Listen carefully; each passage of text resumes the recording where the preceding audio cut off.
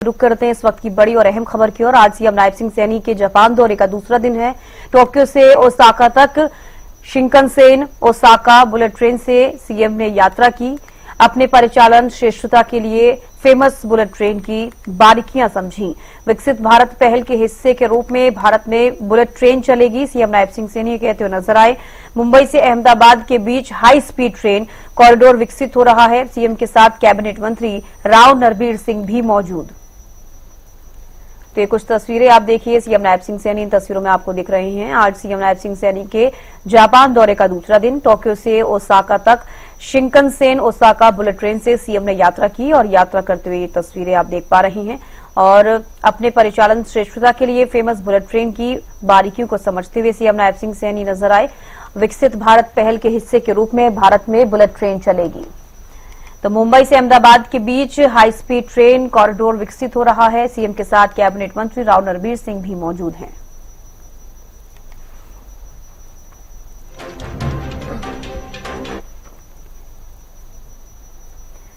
हरियाणा कांग्रेस में लंबे समय बाद धीरे धीरे ही सही लेकिन संगठन का निर्माण होना शुरू हो चुका है। हालांकि गुटबाजी कम होते नजर नहीं आ रही है। अब तो हरियाणा कांग्रेस के नेताओं ने भी माना है कि पार्टी धड़ों में बंटी है। कांग्रेस नेता रणदीप सुरजेवाला ने एक बड़ा बयान देते हुए कहा कि कांग्रेस में धड़ों की वजह से कार्यकर्ताओं को सजा भुगतनी पड़ती है। उन्होंने कहा कि हरियाणा में कांग्रेस कार्यकर्ता निराश हैं।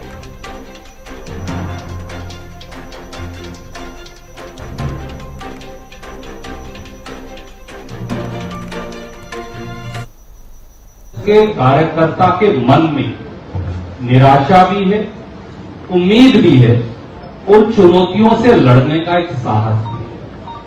इन तीनों में से आप एक को भी नहीं झुठला सकते। कांग्रेस का नेतृत्व और कांग्रेस के नेता उन सवालों का जवाब और हल नहीं निकालेंगे, हम उस लक्ष्य तक नहीं पहुंच सकते जो 2029 का इस मंच से जिसकी हम चर्चा करते हैं।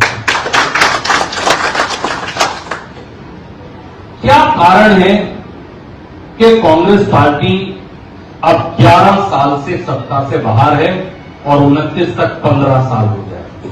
शैलजा जी आज यह नहीं आई क्योंकि वो विदेश में है। मैंने उनसे पूछा था, एक प्रश्न उठा पिछले चुनाव में कि हम एक दूसरे का सम्मान क्यों नहीं कर सकते। बहुत सारे साथी उसका जवाब नहीं देता और शायद बहुत सारे साथी आज भी उसका जवाब ढूंढ रहे।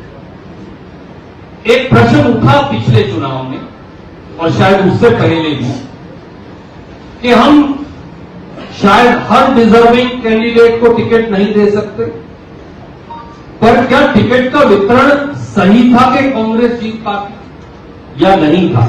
बतौर इंचार्ज के आपको इस सवाल का जवाब जरूर ढूंढना है ताकि हम आगे कम से कम भविष्य में गलती ना करें।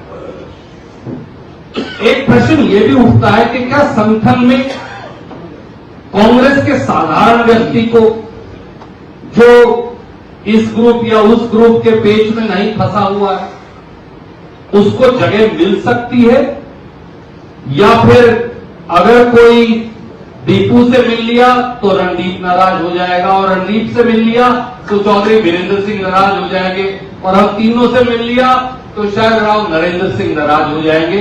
ये राजनीति भी आज इस प्रदेश के अंदर है। कांग्रेस की पहचान कम हो गई, कौन कौन से धड़े से है ये पहचान ज्यादा बड़ी बन गई है और उसकी वजह से कार्यकर्ता को सजा भुगतनी पड़ती है। ये एक कड़वा सच। और वहीं कांग्रेस नेता रणदीप सुरजेवाला ने कांग्रेस की सरकार हरियाणा में न बन पाने को लेकर सवाल उठाए। उन्होंने साफ तौर पर कहा कि वोट प्रतिशत बढ़ना काफी नहीं, बात 46 एमएलए आने की है, क्योंकि लोग ये नहीं पूछते कि वोट प्रतिशत कितना बढ़ा, लोग ये पूछते हैं कि सरकार बनी या फिर नहीं बनी। सुरजेवाला ने कहा कि बात आखिर में सरकार बनाने से बनती है। कितनी प्रतिशत वोट आई, भाई आखिर में लोग पूछे चुनाव जीतते सरकार बनी या नहीं बनी, कितनी प्रतिशत बढ़ी, कितनी प्रतिशत घटी, कितनी आई, कितनी नहीं आई। जब 46 एमएलए आएंगे वोट चाहे 20% आओ, एमएलए सब बात बनेगी। वोट कितनी आए उससे बात नहीं, वो बात जरूरी है, मैं मानता हूं। वोट का प्रतिशत कितना ही आवश्यक है। आखिर में सरकार बनाने से बात बनेगी। खाना खाने से पेट भरेगा, तभी हम राहुल गांधी जी की नीतियों को, तभी हम सामाजिक न्याय की उस मुहिम को जिसके लिए वो लड़ते हैं, तभी हम खड़गे साहब के उस सामाजिक न्याय को आगे बढ़ा पाएंगे जब हम चुनाव जीत पाएंगे। और जब 11 साल से पार्टी सत्ता से बाहर हो तो बहुत सारे साथियों में निराशा आ जाती है। 2029 के बाद फिर ये बैठक न करनी पड़े, मुझे इस बात की चिंता है। हम जरा राजभवन में वो बैठक कर पाए, इस बात की इच्छा और आकांक्षा। कांग्रेस का संगठन ही हमें आखिरी। तो देखिए, रणदीप सुरजेवाला की तरफ से ये सवाल उठाए गए हैं कि आखिरकार वोट प्रतिशत बढ़ने से कुछ नहीं होता, बात 46 एमएलए आने की है और कार्यकर्ता ये पूछते हैं कि सरकार क्यों नहीं बनी। इसी पर ज्यादा बातचीत करने के लिए वेद प्रकाश विद्रोही कांग्रेस प्रवक्ता हमारे साथ जुड़ गए हैं, नेहा धवन बीजेपी से प्रवक्ता हमारे साथ जुड़ गई हैं। बहुत बहुत स्वागत है आप दोनों का हरियाणा न्यूज पर। सबसे पहले वेद प्रकाश जी, आपके पास ही आना चाहूंगी। रणदीप सुरजेवाला की तरफ से जो बयान सामने आया है आपने भी सुना, और एक सबसे बड़ा सवाल ये कि उनकी तरफ से साफ तौर पर यह कहा जा रहा है कि 46 एमएलए आना बेहद जरूरी है, यानी कि सरकार नहीं बन पाई है। मेहनत हर पार्टी करती है, मेहनत करने के बाद अगर पार्टी ना बन पाए, इतने लंबे समय से कांग्रेस की सरकार नहीं बनी है हरियाणा में, तो एक ये सवाल, और दूसरा ये कि जो गुटबाजी को लेकर कहा जाता है कांग्रेस में कि कोई गुटबाजी नहीं है, लेकिन खुद स्वीकार करते हुए रणदीप सुरजेवाला नजर आ रहे हैं। आपकी प्रतिक्रियाएं? जब इसका भी इसमें अगर आप गुटबाजी देखती है तो आपका अधिकार है। व्यवहारिक स्थिति यही है कि भाई कोई भी दल हो, सरकार उसी की बनती है जिसके 40 विधायक आते हैं। और जब जब हम भाजपा से इस संदर्भ में चर्चा करते हैं कि भाई हमारा आपका वोट शेयर एक था, जब भाजपा ये कहती है कि खत्म हो गए, तो हम कहते थे हमारा वोट शेयर एक था, तो भाजपा भी यही तरफ देती थी ये सब वोट शेयर एक था, पर हमारे विधायक 47 आए इसलिए हमारी सरकार बनी। ये कटु सत्य है।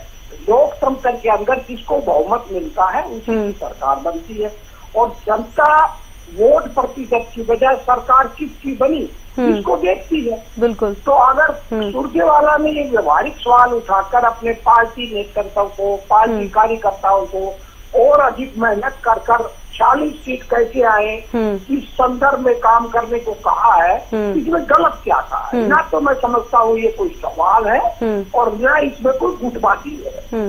ये एक व्यवहारिक लोकतंत्र का पक्ष है कि भाई लोकतंत्र के अंदर 40 सीट लाना जरूरी है, चाहे बेशक सीट कम हो। अब मैं आपको बताता हूँ, वाजपेयी जी की जब सरकार बनी कांग्रेस का वोट बैंक ज्यादा था पर सीट वाजपेयी साहब के पास ज्यादा थी, तो वो जब 98 में बने प्राइम मिनिस्टर तो कांग्रेस का वोट बैंक ज्यादा था, परंतु सीट उनकी ज्यादा थी, वो बन गए। 99 के अंदर उनका वोट बैंक कांग्रेस के बराबर था, सीट भी ज्यादा थी, वो बन गए। अब कांग्रेस का वोट बैंक लगभग अब आप 2004 में देखेंगे तो कांग्रेस का वोट बैंक ज्यादा था, थोड़ा ही ज्यादा था बीजेपी से, पर सीट हमारी ज्यादा थी। तो ये लोकतंत्र के अंदर एक उदाहरण दिए जाते हैं अपने अपने कार्यकर्ताओं को उत्साहित करने के लिए। भाजपा अपने ढंग से उत्साहित करने के लिए बात कहती है, हम अपने ढंग से उत्साहित ढंग से कहते हैं। वेद प्रकाश जी, लेकिन रणदीप सुरजेवाला की तरफ से यह भी कहा गया है कि कांग्रेस में धड़ों की वजह से कार्यकर्ताओं को सजा भी भुगतनी पड़ रही। कहीं ना कहीं आपके जो कार्यकर्ता हैं वो नाराज हैं क्योंकि वो देख पा रहे हैं कि 2 धड़ बटे हुए हैं। अब उसको आप किस तरीके से समझ रहे हैं? क्योंकि रणदीप सुरजेवाला जब साफ तौर पर ये कहते हैं तो आपको भी स्वीकार करनी चाहिए चीज कि कांग्रेस को इससे नुकसान हो रहा है। मैडम, आप अपने चैनल के वीडियो उठाकर देख लो, मैंने कभी इनकार किया ही नहीं है। मैंने तो हर बार स्वीकार किया है कि हाँ, कांग्रेस की गुटबाजी से, आपसी मनमुटाव से कांग्रेस को नुकसान हुआ है। और कांग्रेस की हार का दूसरा कारण बताने से पहले मैंने तो हर बार ये कहा कि भाई हम अपनी गलती से सरकार नहीं बना पाए। हरियाणा की जनता तो हमको सत्ता देना चाहती थी, पर हम अपने अहंकार में, अपनी लड़ाई में, अपने जो निर्दलीय जो खड़े कर रखे थे उनको न बैठाने की वजह से हम सत्ता में नहीं आए। मेरा तो पहला तर्क यही होता है। तो इस बात को स्वीकार करने में आपत्ति क्या है? बिल्कुल। परंतु ये गुटबाजी की समस्या खत्म करने के लिए तो नया संगठन बना है, ये पुराना इतिहास है। तो सुरजेवाला जी पुराना इतिहास बताकर कार्यकर्ताओं को ये कह रहे हैं कि भाई सावधान हो जाओ, यदि हमने अपनी रीति नीति नहीं बदली, अपना रवैया नहीं बदला, तो सरकार बनाने की स्थिति में होने के बाद भी हम सरकार बनाने में नाकामयाब हो जाएंगे। बिल्कुल। तो मैं समझता हूँ ये तो अपने पार्टी नेतृत्व को, पार्टी कार्यकर्ताओं को एक चेताना हुआ, एक अच्छी सलाह हुई, ठीक है, और उसी दिशा में हमारी पार्टी चल रही है। अब आपने देखा होगा कितने दिनों बाद कांग्रेस के सभी नेता एक मंच पर इकट्ठे हुए। क्या नई नियुक्तियों का किसी ने विरोध किया? नहीं किया।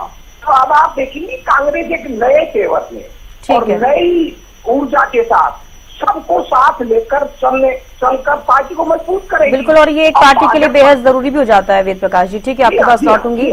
बीजेपी प्रवक्ता नेहा धवन भी हमारे साथ जुड़ी हुई हैं। नेहा जी, क्या कुछ आप कहना चाहेंगी रणदीप सुरजेवाला की तरफ से जो बयान सामने आया? हालांकि वेद प्रकाश जी भी कह रहे हैं कि हमेशा वो इस चीज को एक्सेप्ट करते हैं, लेकिन कांग्रेस में ऐसे कई कार्यकर्ता भी, प्रवक्ता भी हैं, मैं तो ये कहूंगी उनकी तरफ से भी ये कहा जाता है कि कोई गुटबाजी नहीं है, लेकिन अगर गुटबाजी होती है तो एक पार्टी को नुकसान जरूर होता है। नेहा जी।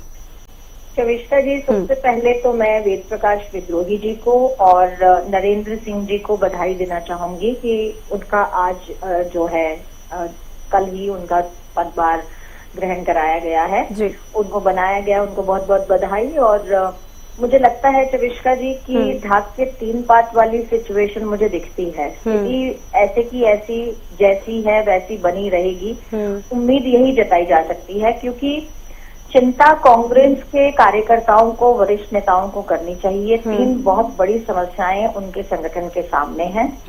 अनुशासन की कमी होना कार्यकर्ताओं में, संगठन का ना होना और गुटबाजी। जो अपने संगठन से प्यार करता है वो व्यक्ति आपको इस पदभार समारोह में भी संगठन की चिंता करते हुए, नसीहत देते हुए दिखा। चाहे वो रणदीप सुरजेवाला जी हों, चाहे वो चौधरी बीरेंद्र सिंह जी हों, चाहे वो हुड्डा जी खुद हों, क्योंकि हुड्डा साहब ने भी ये बात स्वीकार की कि 11 वर्षों से संगठन नहीं था जिसका खमियाजा भुगता उन्होंने। तो बात यही है कि सब लोग सब कुछ जानते हैं, लेकिन फिर भी उस विषय में काम ठीक है, यहाँ पर रोकना चाहूंगी नेहा जी आपको।